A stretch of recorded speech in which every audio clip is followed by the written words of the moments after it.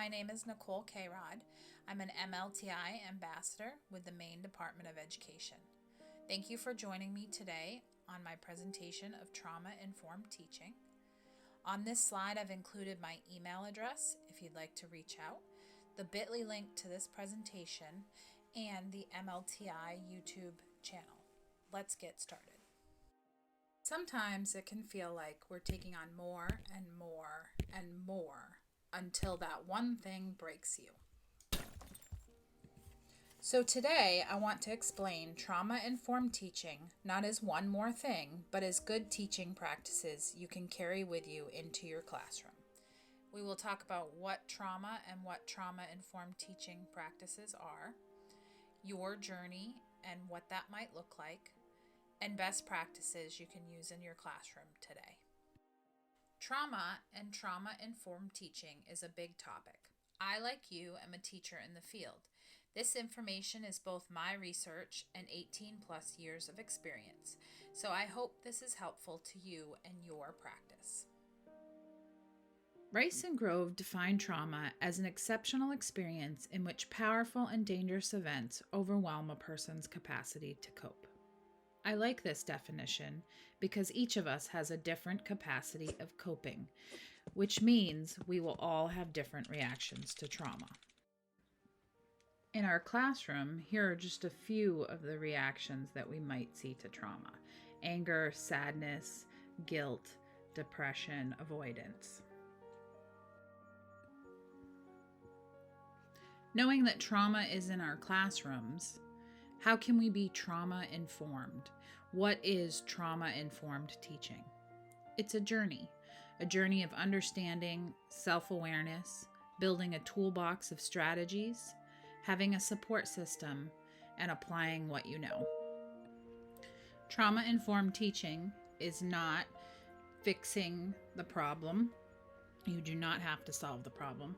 And it's not detective work. You don't have to dig up the trauma. You don't need to know the cause or all of the details of it. According to the Substance Abuse and Mental Health Service Administration, 2/3 of children reported at least one traumatic event by the age of 16. So this starts us on our first part of the journey, which is understanding. This journey is not something that is linear. You may have to return to your destinations over and over, but we will start with understanding. Understanding that trauma is real and it affects students in your classroom. To understand trauma, we have to understand a little bit more about our brains. This is a hand model of the brain by Dr. Siegel, a leading neurologist, and then put together by the little black duck. If you put your thumb close to your palm and close your fingers over the top, you have a model of the brain. Our arm and wrist represent the spinal cord and base of the skull. The bottom of the palm is the brainstem. The thumb represents the limbic system, specifically the amygdala. This area is wired for survival. It houses our big feelings. It's our caveman brain, our fight, flight, or freeze response. Move up to the fingers. This represents the cerebrum or the neocortex. This is where our logic center or thinking brain is. Students who have experienced trauma often work from the bottom-up approach and are in survival mode. In our classrooms, this may look like acting out, learning problems, difficulty focusing, or shyness, just to name a few. So again, the first step on this journey is acknowledging that trauma is real and that it affects our students' bodies, brains, and behaviors. Another part of our journey is self-awareness. Psychologists Shelley Duvall and Robert Wicklund say self-awareness is the ability to focus on yourself and how your actions, thoughts, or emotions do or don't align with your eternal standards. If you're highly self-aware, you can objectively evaluate yourself, manage your emotions, align your behavior with your values, and understand correctly how others perceive you. So what can I do to be more self-aware? When you're working with a student who is upset or having a hard time, take a moment to check in with yourself. Are you feeling annoyed that they're disrupting class, or are you ready to approach the student with compassion and understanding that they're upset?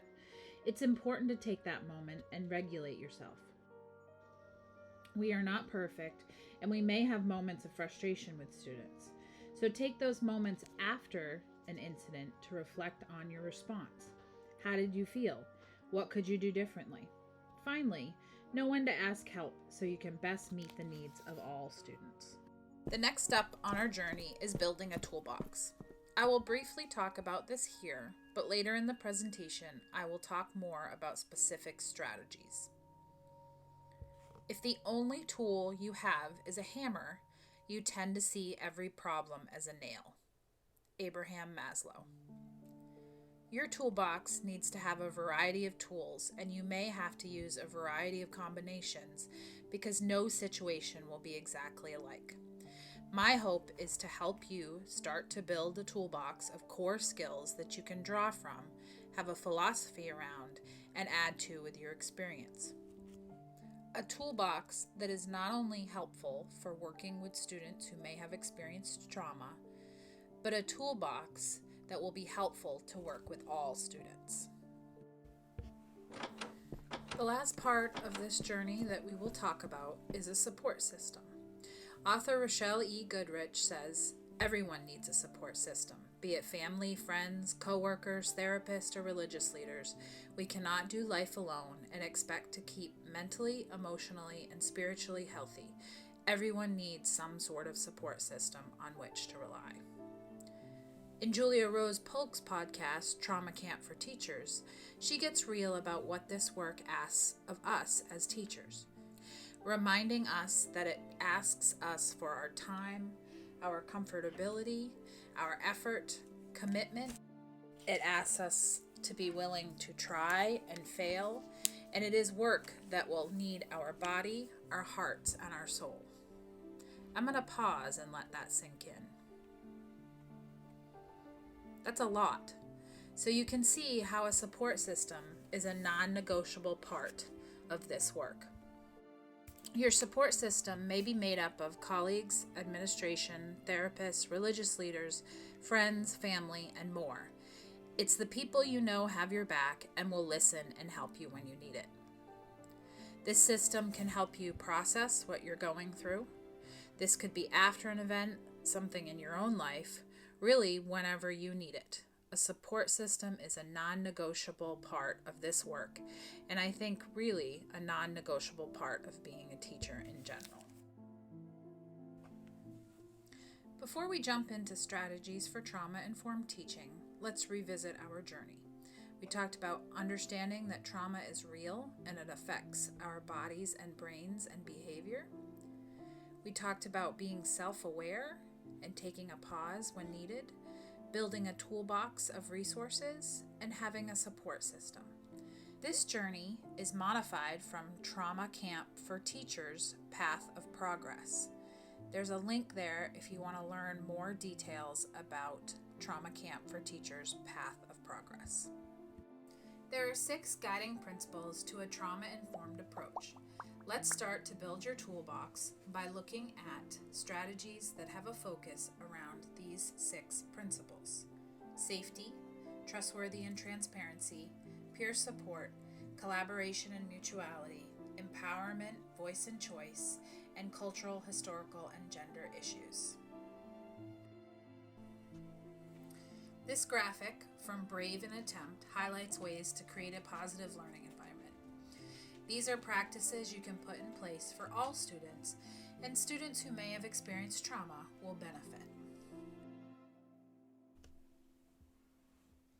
These are things like getting to know your students and letting them get to know you, building that relationship, addressing individual needs, giving students a choice, giving students a voice, being consistent, having clear and positive rules, making your class an inviting room.